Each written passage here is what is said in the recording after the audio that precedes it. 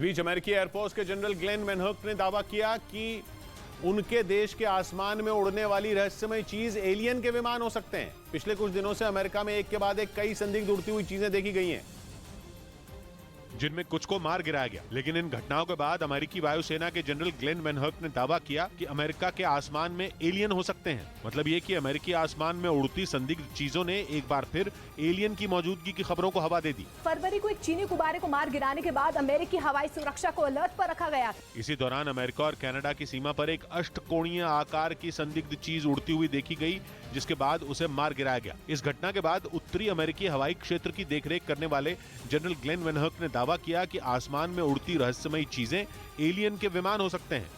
इधर जापान के वैज्ञानिकों ने बेहद सनसनीखेज दावा किया। उन्होंने कहा कि अमेरिका की एयर स्पेस में अपना जासूसी गुब्बारा उड़ाने के बाद हो सकता है चीन अपनी सैटेलाइटों से भी अमेरिका पर नजर रख रहा हो। इसके लिए चीन का टारगेट अमेरिका का हवाई राज्य बताया गया, क्योंकि पिछले महीने 28 जनवरी को हवाई में हरी लेजर बीम ने रात में आसमान को रंग दिया था। सामने आई तस्वीरों में हरे रंग की एकदम खड़ी सीधी लाइट बिजली की तरह आसमान में चमकती नजर आई। ये घटना असामान्य थी। जापान के वैज्ञानिकों ने जब स्टडी की तो उन्होंने अंदाजा लगाया कि वो हरी लेजर बीम प्रदूषण पर नजर रखने वाली चीन की सैटेलाइट से आई होगी। अमेरिका का हवाई राज्य उससे सीधा जुड़ा हुआ न होकर दूर प्रशांत महासागर में बसा है, और प्रशांत महासागर में हमेशा अमेरिका का दबदबा रहा है। लेकिन अब चीन उसे चुनौती देने में लगा है। चीन के शंघाई शहर से अमेरिका के हवाई की दूरी 8000 किलोमीटर के करीब है।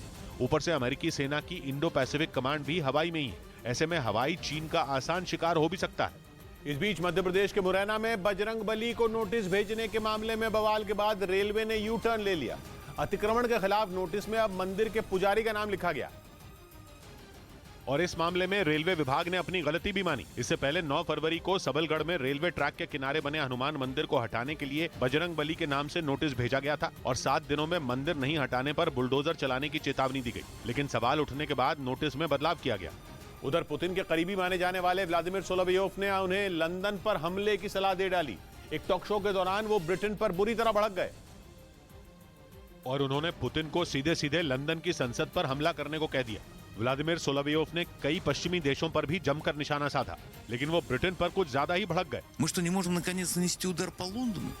В чем проблема? पुतिन की आवाज माने जाने वाले एंकर व्लादिमीर सोलोवियोव इससे पहले भी कई बार ब्रिटेन पर हमले की धमकी दे चुके हैं। असल में जंग की शुरुआत से ही ब्रिटेन यूक्रेन के साथ खड़ा है।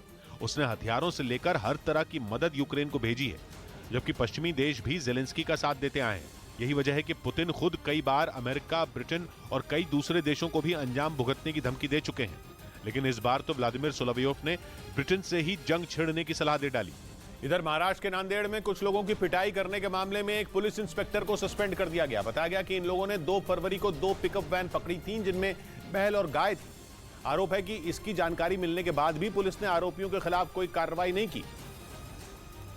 लेकिन उसके कुछ दिन बाद इन लोगों को बुलाकर जमकर पीटा, जिसका वीडियो भी सामने आया, जिसमें एक पुलिस वाला कुछ लोगों को एक एक कर हंटर से पीटता नजर आया।